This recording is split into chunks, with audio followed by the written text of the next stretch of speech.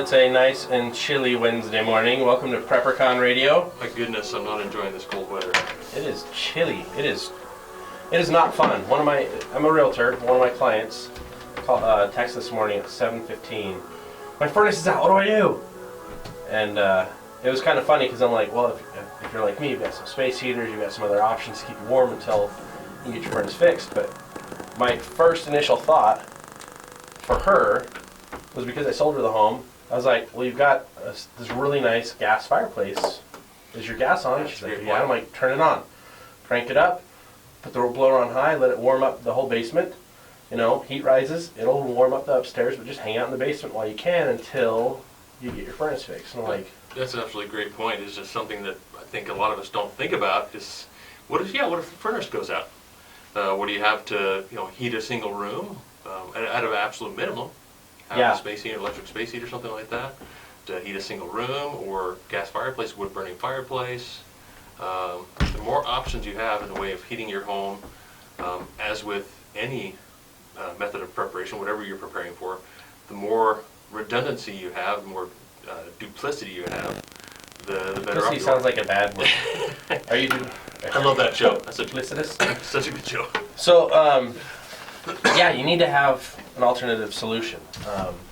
And in talking about alternative solutions, I'm a big proponent of concealed carry. I am too. I love it. I think everyone should be doing it. We've got a guest today, Ben Hansen, Sci-Fi's Fact or Faked. What a lot of people don't realize is he's a former FBI agent. So he's going to be on with us in just a little bit. Excited to have him here. He's going to talk about kind of stand your ground, concealed carry rules, regulations, what you can and can't do in the state of Utah. And he's an instructor as well, correct? He's an instructor, so he does Hansen firearms instruction. When we get him on, we'll have him talk about that a little bit. But the other nice thing is we'll talk about this as well, training for situations where you're in danger but you don't have time to draw your gun.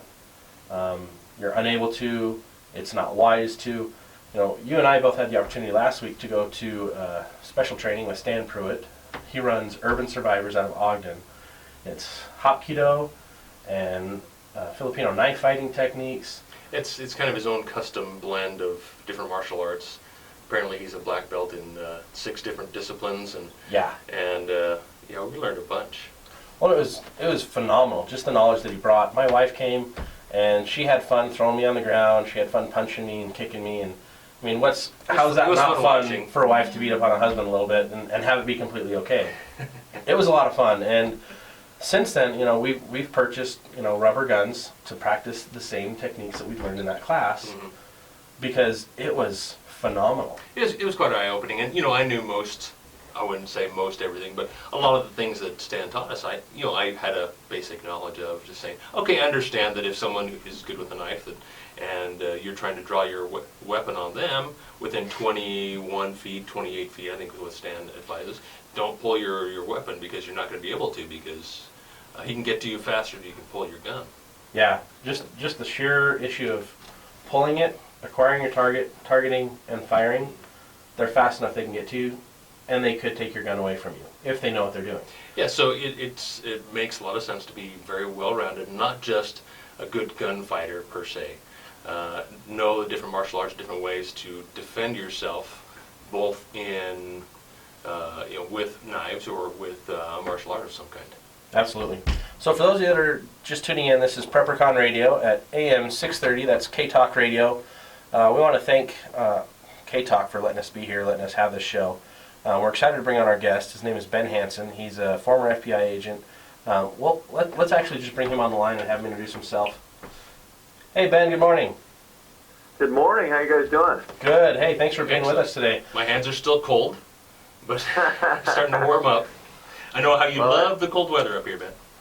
Yeah, I'm down here in Southern California, and every time that we get rain, I think of you guys because it turns to snow.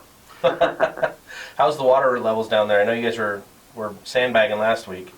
We were. We activated our CERT team down here for about 2.5, 3 days. We were sandbagging, and we just can't handle the water because there's no way to actually store it here. They haven't built dams in 40 years, I think, and so although we got a lot of water, it goes right to the ocean, and then they complain about the drought again. Oh man. So they had no solutions to hold on to any of that water. No, they've done that to themselves, really. Wow. You know, it goes into the aqueducts and goes right out here in the Utah, ocean. every city, every county required you to deal with the stormwater in detention basins, where it then was allowed to sit and percolate into the ground, and then it's used in wells and groundwater. So we are the second driest state in the entire nation. So yeah, we have to be a kinda little more prepared that way. Would that be next to California?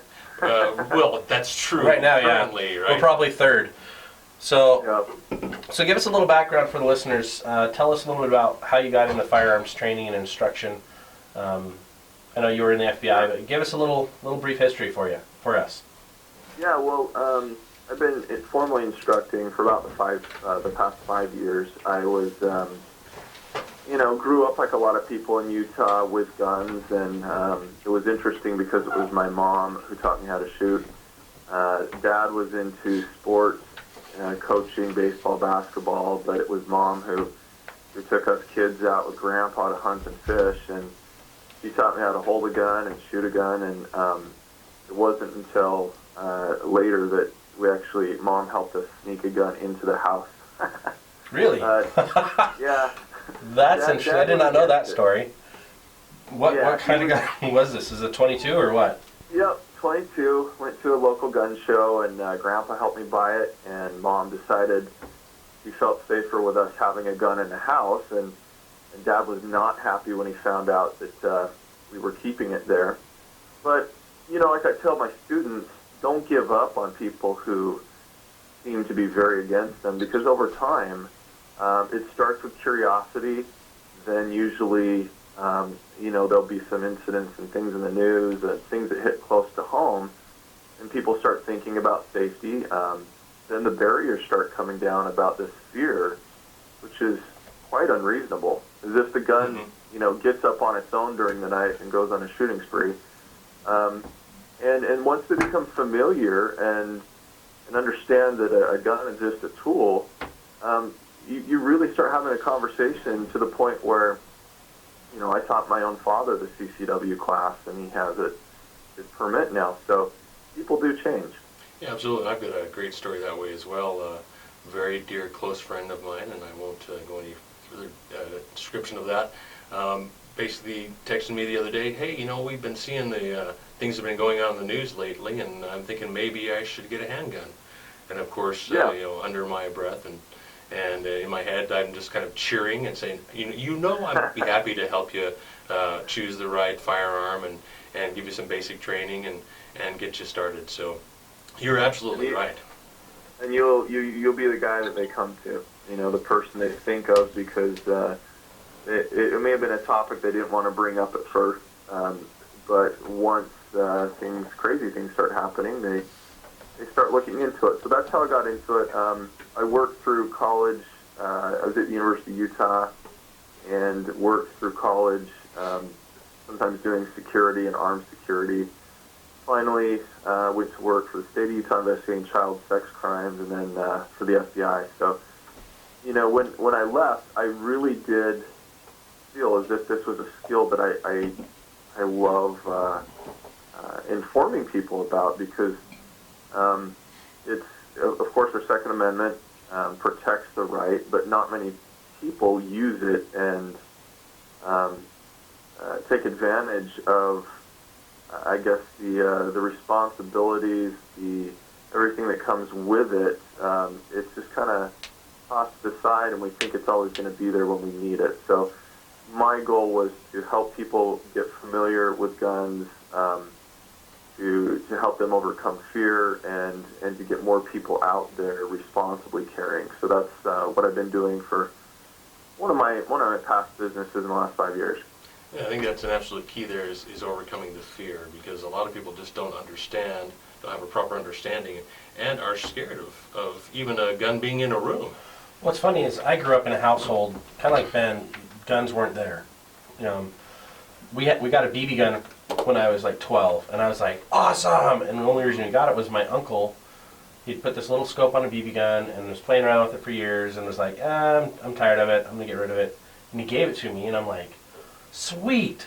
And immediately my dad confiscates it and is like, well, you shouldn't have a firearm, I should have it. I'm like, it's not a firearm, it's a BB gun. A BB gun is air. And he goes, same thing, you'll shoot your eye out or something. And so he confiscated it, but he would let me shoot it with him there. I'm like, yeah, it's a BB gun, but that was the extent of any, besides like, we had a bow and arrow, anything, that was the extent of anything that was allowed in the house. I couldn't talk about guns, about getting a gun, wanting a gun. The rule was no guns in our house. And I had the exact opposite experience, whereas my dad would take us out shooting, even as young kids, and his guns would essentially sit in his closet, which I know I don't necessarily advocate right now. And I remember as a kid going in and pulling those guns out and looking at them, but knowing not to pull the trigger, not to point it in the safe direction, those basic things, and that really gave me a lot of confidence. Well, and for me, like fast forward to now, 30 plus, almost 30 years, just shy of 30 years. Now I've got my firearms. My wife is completely in support of it as long as we continue training. And my parents just started asking questions about what do they need. They've changed. That shift has happened for them. And I've seen that happen for a lot of people. And I like that, Ben, I like that you're taking an active role in helping educate people. I try to educate people. That's why we have this radio show. Shane and I are here trying to educate people, bring in the experts to talk to them about it. Because as much as Shane and I know, and as much as you listeners know, there's always someone that knows better. That's one of the things we learn in life. Philosophically, the more you learn, the more you realize you don't know. Mm-hmm. And so this is a great opportunity for that. So let's talk, we've got about 2.5 minutes before the break. Let's talk, kind of give us an overview of what we want to talk about today. I know we want to talk about when you can actually defend yourself with a firearm, kind of the stand your ground and Utah laws. Were there any unique things that you wanted to talk to us about today that we can get the listeners involved in? Yeah, we can get into a lot of stuff, and for listeners, if they want to call in and ask specific questions, I preface all this that I'm not an attorney, but being a Utah instructor, I also teach the California, Orange County, and Ventura classes for the California concealed permits, which are like rare gold here in California, but it depends on the county you live in. You can still get a permit, which is great. So I'm not an attorney, however, we can go over some scenario questions, and the answer usually is always, well, that depends. Mm-hmm. So you can give me a scenario, we can discuss it, the implications. This is what my students really seem to love. So we'll talk about your rights as Utah law outside of the home when you're carrying a concealed weapon, and then also inside the home. We have a category of laws commonly referred to as the castle doctrine. Mm-hmm. So when you're in your home or your castle, you have enhanced rights. There's not as many requirements. There are also specific laws for when you're in your vehicle, correct? Yes, there are. In Utah, as you'll see as we talk about some of these laws, a good CCW instructor should be covering all of this with you. And some of the things that Utah has done to protect their citizens is make really good laws. You guys are very lucky there in Utah, and when I've lived there, because if things really start to hit the fan, as we'll see, remind me so we get to it later, Utah has put in place some laws that defend your gun rights, and compared to the rest of the country, if you start complaining about what Utah has in place, we'll take a look at what's going on in the rest of the country. Awesome. Well, we're running into a break. For those listening, pick us up after the break. Call in 801-254-5855. You're listening to PrepperCon Radio on K-Talk. That's k-talk.com. We'll be right back. All right, welcome back to K-Talk Radio. Before we jump back in with our guest today, I've got a really cool little flyer sitting here in front of me. The Utah Eagle Forum is happening this weekend. That's this weekend, Saturday, January 16th. Starts at 8:30 a.m., goes to 6 p.m., and the lineup of speakers is awesome. I mean, we've got Senator Mike Lee, so if you want to go give him a piece of your mind, kind of hear what he has to say, feel free. Tim Ballard, founder of Operation Underground Railroad. You've heard us talk about Operation Underground Railroad, Our Rescue. We talk about him a lot. We love that group. He'll be there. He'll be talking about one of his books, The Lincoln Hypothesis. Big historian, former CIA agent, former Homeland Security agent, just a really cool guy. Governor Gary Herbert's going to be there. We've got Wendy Hart from the Alpine School Board, Utah State Senator Margaret Dayton, Congresswoman Mia Love. I mean, it's just jam-packed full of amazing speakers. It's only $39 for the day, and you get lunch included. So really, after a $10 lunch from Neater's Bakery, you're paying $29 to hear all these amazing speakers. Really informative. Go to utaheagleforum.org to get your tickets. Or you can email utaheagleforum@gmail.com or call 801-756-8077. So coming back into our topic, this is PrepperCon Radio. Our format is Prepare, Protect, Survive, and Thrive. Today is our Protection Day, and we have got Ben Hansen from Hansen Firearms Training.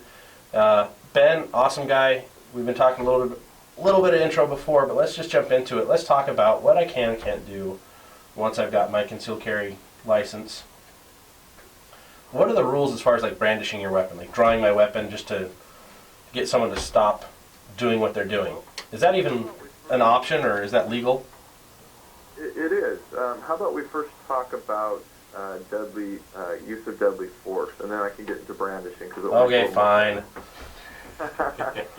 So this applies whether you have a concealed permit or not. Okay, so as you may know, Utah also has an open carry statute, which means that even if you don't have a permit, you may carry a firearm exposed, meaning visible, on your hip, without a permit, as long as it's statutorily unloaded, and this goes for most public places. So that means... Is there an age requirement on that? Yes. You actually kind of got me there, and one of your callers would probably... I think it's 21. It's 18 sure. when you're in your car, and I believe it may be 21. I can find out for you. For handgun in particular, maybe not a rifle, but... We may have we've got a listener calling in. He may have the answer to that. Let's bring him on. Okay. Hey, thanks for calling. You're on K-Talk. You're on the air. What's your name? If you ain't, I got something to say. Awesome. Hello, Elaine. The only belt that you need in any form of martial arts is belt like this. Any degree of belt that you have, all the rest is show. All those belts that you get are show. The only belt I put on in the morning, and my style I learned in Malaysia, one of the deadliest martial arts there is I put my belt on, that's it. And I have no rules. There is no rules in my world. You attack me, you're going to get hurt. That's a great point. I like that you bring that up, and thanks for calling in. A lot of people will brag about their belts, especially if they're younger kids. I mean, I remember in high school, everyone's like, "Oh, I'm a black belt," blah blah blah. I'm like, okay, I have a leather belt around my pants to hold them up. Whoop-de-doo, Reality is you don't know who you're going up against, so you need to have, I think, personally, training, and really in the situation of a fight, there are really no rules. If someone's attacking you, you defend yourself however you can, as fiercely as you can. So I think that's a great point to bring up. There are no rules when you're being attacked. Well, in a physical fight, as soon as you start drawing weapons, then there are rules, right? Right, and I would add to that the amount of force that you use. There's force rules, and that kind of falls right into what we're going to talk about now with using deadly force. So within Utah, okay, you can only use deadly force if it's necessary and you feel that there's imminent danger of you or a third person coming up against a threat that would be likely to cause death or serious bodily injury, or for you to prevent the commission of what Utah calls a forcible felony. So it's a three-pronged test. If you have one of these things, the threat is either going to cause death, serious bodily injury, or it's the commission of a forcible felony, you may be able to articulate using deadly force. Now, breaking that apart really quick, death is obvious. Okay, so if this person is going to use a weapon or some other means to cause death, that a reasonable person in your shoes would come to the same conclusion you could articulate using deadly force. Serious bodily injury. Now this means anything that causes, creates or causes a serious permanent disfigurement, a protracted loss or impairment of any body member or organ, any functions of the body, or creates a substantial risk of death. And what I tell my students is, think of anything that might send you to the hospital in an ambulance. That's kind of a general kind of rule of thumb. So we threw out a couple ideas, okay? Guy with a bottle. Okay, he's broken off a bottle and he's coming at you. Could that cause serious bodily injury? Yeah.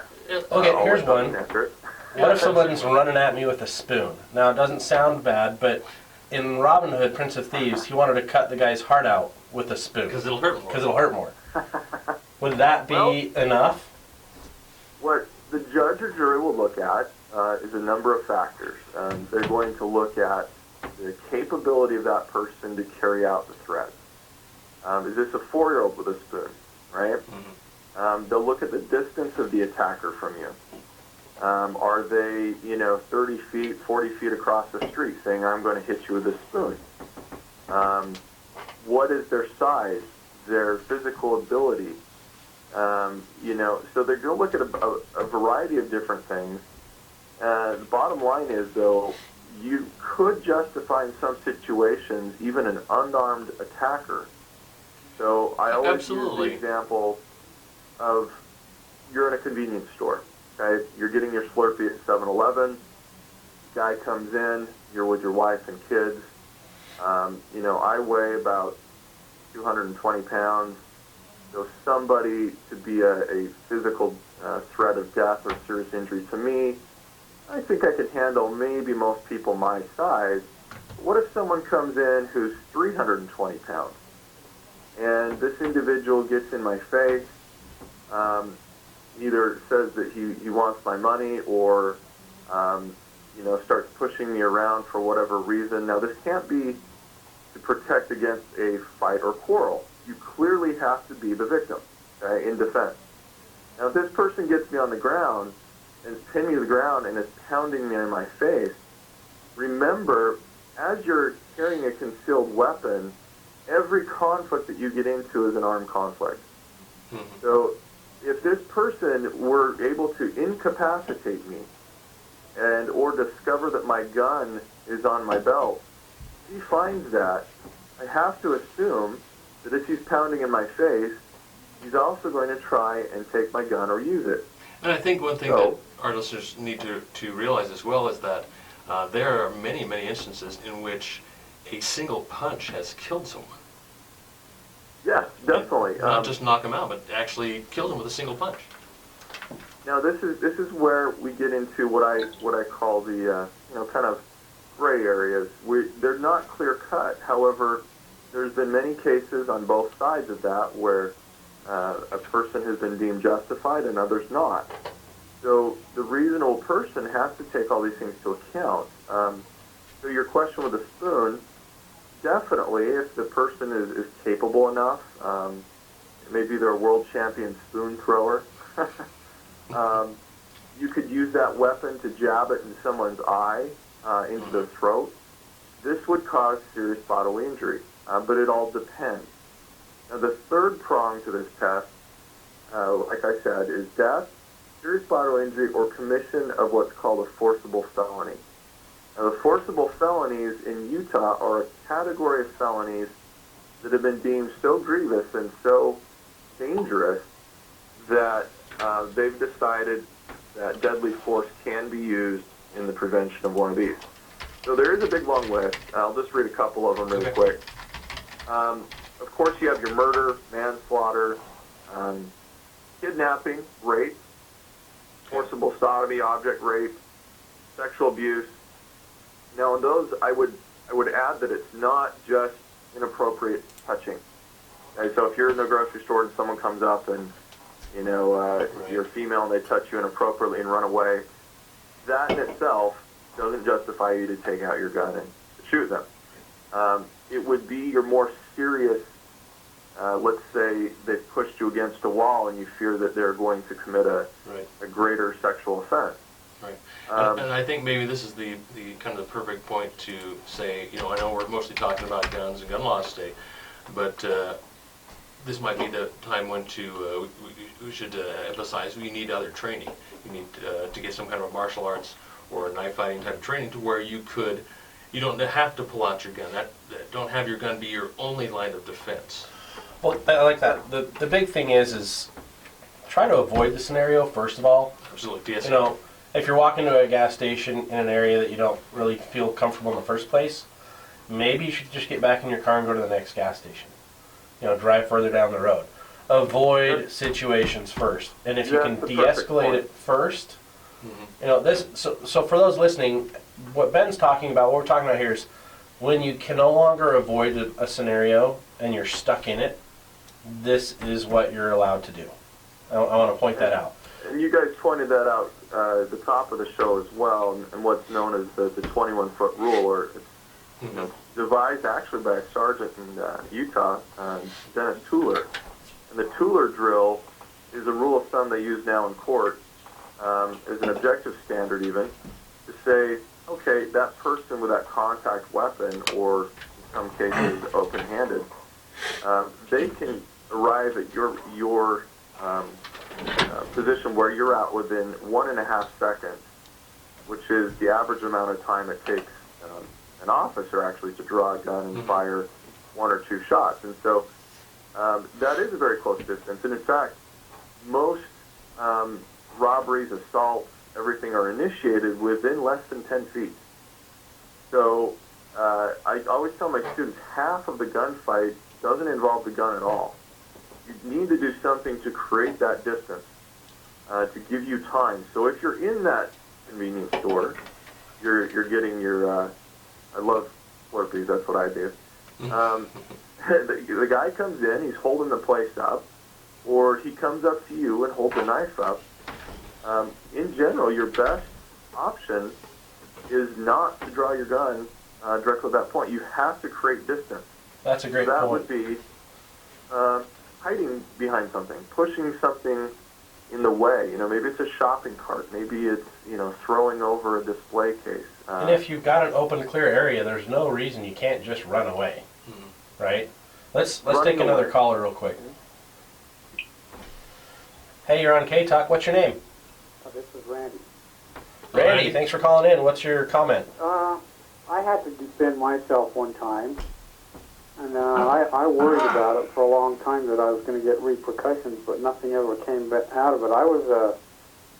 I had some gang members living next door to me, and they had people coming and going. It was like 3 o'clock in the morning one time, and I talked to the police earlier about these guys coming down with their loud music, the thumping deep bass that would rattle your windows, and they said, "We'll get their license," you know. So it was 3 o'clock in the morning one night, and they came, and I went out and got just far enough away to write down their license plate number, but they jumped out of the car and come over and started wailing on me, and I had the gun in my pocket, and I pulled it on them. I just backed up. You know, they go, "Oh, a gun. So you want a gunfight?" So I'm thinking, maybe they got one, you know. So I started backing up and went in and called 911 and just waited, you know. So yeah, that's where where the brandishing a firearm comes into play, and that's a perfect way to segment into that. Well, I do like Randy, the fact that you backed away, you created distance, and I think that's one of the things Ben's talking about is the importance of creating distance. Because if you were to pull your gun while they're on top of you or in the direct scuffle, if you can't get away to pull it, that gun becomes their gun too. Now the fact that you were able to get up and get away, and then use that as your defensive tool to get away, I just think that's awesome. Rather than just instinctively pulling the trigger. The police in fact, the police told me at the time, we've been watching these guys, and we advise you to continue carrying that weapon, because they may seek some retribution. Awesome. Yeah, thanks so much for your call. Well, let me finish here, but yeah. in the state of Utah here, I could have, when the police advised me to carry that, I was allowed to carry that anywhere except the church. Mm-hmm.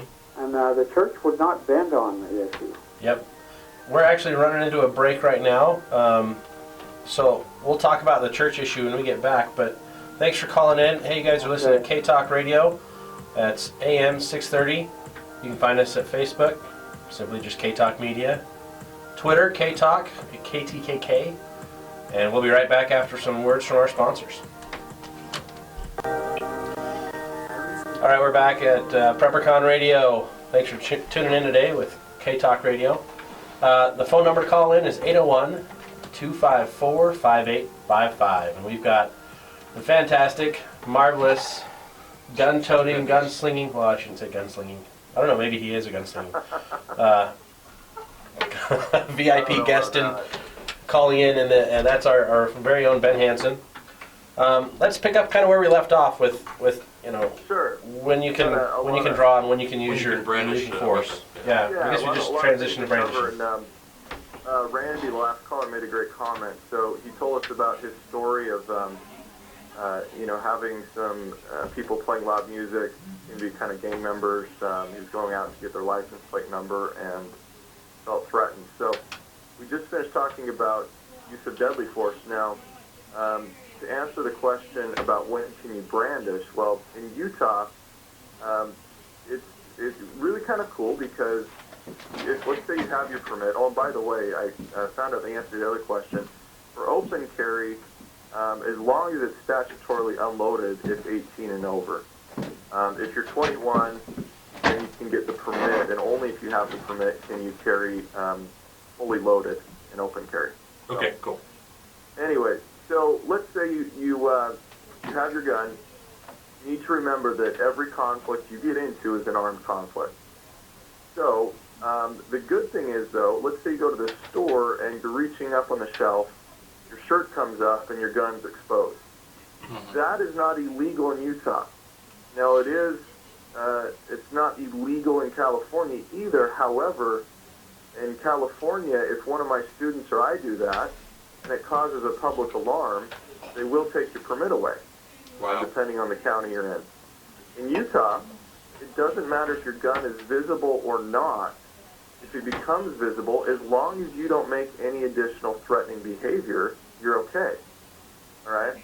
Now, as far as the threat, as soon as you start making threats, if you are justified in believing that the other actor or person is going to use unlawful force, and you're not doing something, let's say, like committing a crime, or you didn't start a fight or a quarrel with them, you're clearly the victim here. If you believe it is necessary to prevent what you believe is unlawful force by the other person, you may inform them that you have a gun, you may display the gun, you may draw the gun. That's a good point. I think I wanted to bring up real quick is, like you mentioned, you cannot be the aggressor. Once you're the aggressor, you say you start the fight, and you end up defending yourself, you are still the aggressor. Am I right, Ben? It's a sticky situation. Utah law, what it says is that you must then effectively communicate your withdrawal, your intention to withdraw from the fight. Okay, so, right. I mean, then we get to that situation kind of like, who knows what really happened in the Trayvon Martin case. Right, right. If you pull a gun, their defense could be, I thought he was going to use it on me in this fight, and so then that's why I attacked him, and then that's why you shot. So very sticky. You have to have witnesses. Anytime you introduce a gun into the conversation, be aware that the other person might be calling your bluff. So in Randy's case, if you have this disparity of force, let's say, yeah, even, okay, let's take the example of, I've got a 15-year-old, okay, who's making threats. Well, I feel that open-handed I could take on most 15-year-olds. But could you take on 5? Could you take on 5 14-year-olds, 13-year-olds? If you have this disparity of force, and they surround you and are threatening physical harm, so I lift up my shirt, place my hand on my gun, and tell them to back away. once you've done that, you must be committed to use it if they escalate the force. I think that's a good point, is the communication. Yeah. I think a lot of people forget the communication point. Let them know your intentions as loud as you possibly can. And that's something that you reinforced when I took your handgun training class, but also Stan reinforced from Urban Survivors last week. Like, he actually scared us how loud he communicated and how forcefully he communicated. We weren't ready for it, and all of a sudden he's yelling, "Get on the ground, do it now, do it now." And you're just like, oh man, okay. I'd get on the ground if he were yelling at me like that, and wow, it was really intense. So I think if you can raise your intensity in your voice, to let them know your intentions, that It's not the can, time to be timid. yeah, that can save you from actually having to fully withdraw your weapon and take aim. Absolutely, and I think maybe we should transition. We still want to talk about castle doctrine and stand your ground in Utah. Yeah, we've only got 10 we're minutes coming left, so short on time here. So let's jump into castle doctrine real quick. Sure. Okay. So now we're moving this confrontation inside your home, which I said most states have some sort of a category of laws they call castle doctrine. So I have enhanced rights when I'm in my home. Now, this was written kind of with old language in the late 1800s, and it's funny because California is very similar. If you are in your home, say your habitation, or this could be your temporary habitation, it could be a hotel, motel, wherever you're at for the night, if you reasonably believe that force is necessary to prevent or terminate unlawful entry or attack on the habitation, you may use deadly force only if the entry is made or attempted in a violent, tumultuous manner, surreptitiously or by stealth, which is really kind of the same thing. And you believe the entry is made for the purpose of assaulting, or as the law reads, offering violence. I offer you some violence. great, thanks. The second prong to that is... Would you like fries with that? Thanks, Shane. Or if you believe the entry is made or attempted for the purpose of committing a felony in the habitation and that you need to use force. So, two things.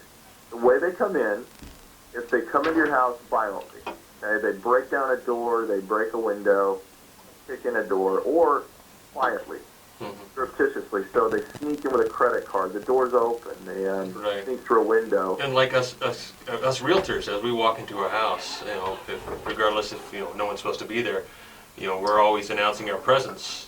A realtor coming through, just to make sure that we're not startling any maybe squatters or anyone like that. Oh, I didn't know that. Yeah, that would be the purpose of it. So if you think that person who surprised you or busted in is there to offer violence, commit violence against the person, you could be justified. Or if there's no violence, but you suddenly come down to your kitchen to make a sandwich in the night and there's somebody in your home. Now, depending the circumstance, it's 2 a.m., you're not expecting visitors. If you believe they're there to commit a felony, and I should add, it's not just any felony, it's really kind of those forcible felonies. Robbery, burglary, kidnapping.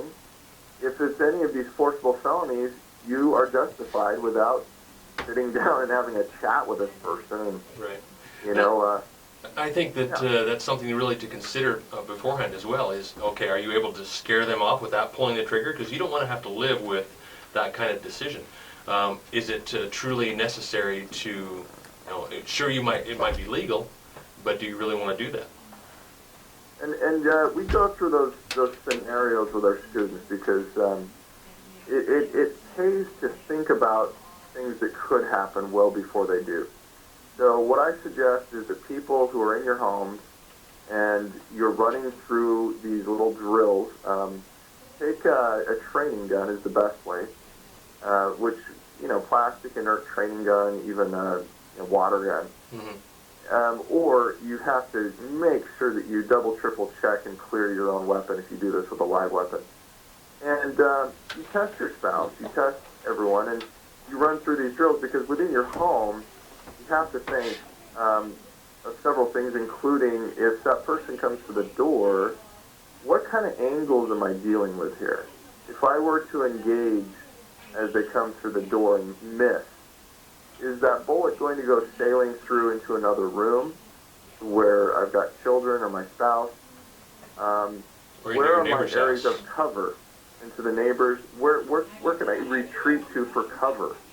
Where do I have my guns perhaps staged around the house to get to them if I need to? So, this is part of the plan. It's part of being a prepper.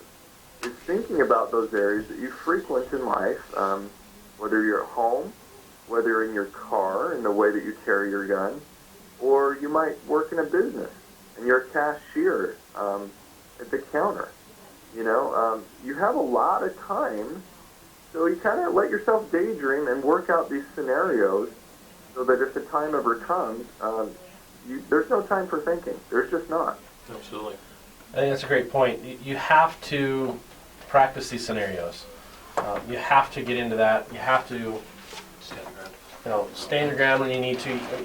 All these different things you have to brush up on and understand and know. And it's, Ben, you mentioned, if you're a prepper, these are things you need to be doing. I would go even further. If you're a responsible citizen, you need to know all these things.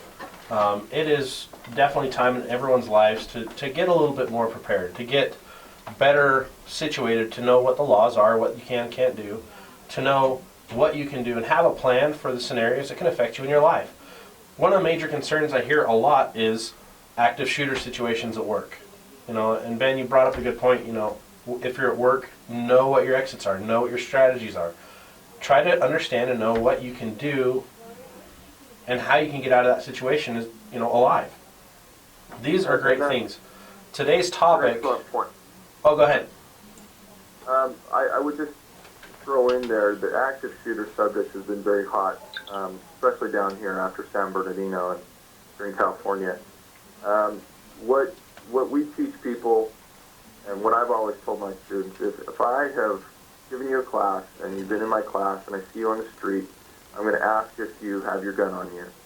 And if you don't, I want to know why. Your gun does you no good at home. It really doesn't. And every place you could legally carry, I want my students carrying. Utah has defended the right for you to carry in so many places that other states are not allowed. I promised I would just quickly touch. I know we got a minute or two. Yeah.